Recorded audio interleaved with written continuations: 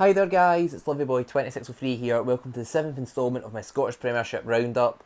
All 12 teams were in action at 3pm on Saturday because Sky weren't showing any games because the English football is back and they obviously rate the English football above the Scottish football. Never understand why they do that. I feel the Scottish football is more entertaining. But anyway guys, there's a lot of games to look in on the Saturday. Unfortunately I know the results when I'm recording this intro, but let's get right into it and I hope your team done well because that's more than can be said for my team. So Aberdeen beat Kilmarnock 1-0 and Aberdeen started this season slowly. I know they didn't play for a few weeks because of the coronavirus, but they've done very well to get 3 points a day. Kilmarnock have looked a solid team.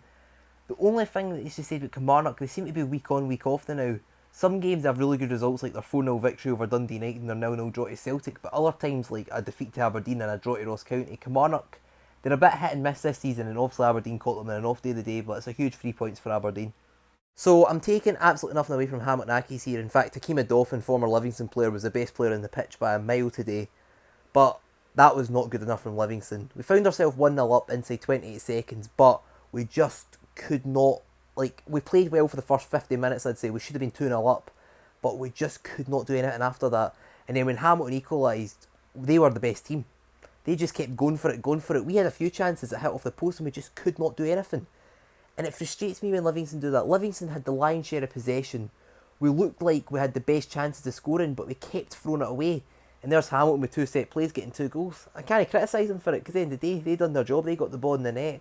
But Livingston set a standard 2 weeks ago when they beat Ross County, and if you don't live up to that standard each week, what's the point? If we keep playing like that, we'll be in the Championship next season. And we need to get our act together, but we've got Celtic away next week, so it's unlikely we'll do anything in that game.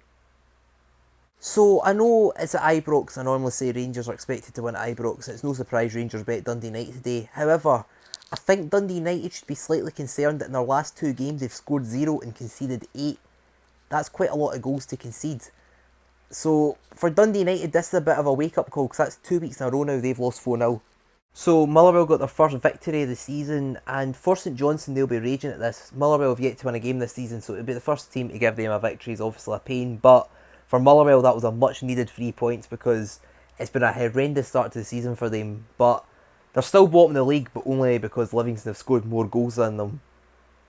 This is definitely going to be an interesting season. It's certainly looking like Livingston, Hamilton, Motherwell, potentially St Mirren and St Johnstone are going to be in the relegation battle come the end of it. So this is going to be a very tight relegation battle this season.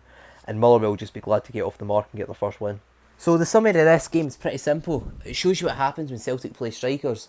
The last few weeks Celtic have been starting with 0 strikers and it's shown, but they started with Ajeti and Edward up front. They got 2 goals and goals from some defenders helped them as well today, but when Celtic start with strikers they win 5-0. Not much more can really be said. As for Ross County, when Celtic are on that type of form you're not going to stop them, so it's not that bad a result for Ross County. It won't hurt them too much even though it was 5-0. So the final result of the weekend seen Hibernian run out 3-0 winners away to St Mirren, and it's been a bit of a hectic weekend for St Mirren with their 2 goalies being out due to coronavirus. They had to get Lamal on loan from Hearts on an emergency deal. So for St Mirren, everything was all over the place. So I'm not really surprised that Hibernian ran out 3-0 winners here, I can't lie.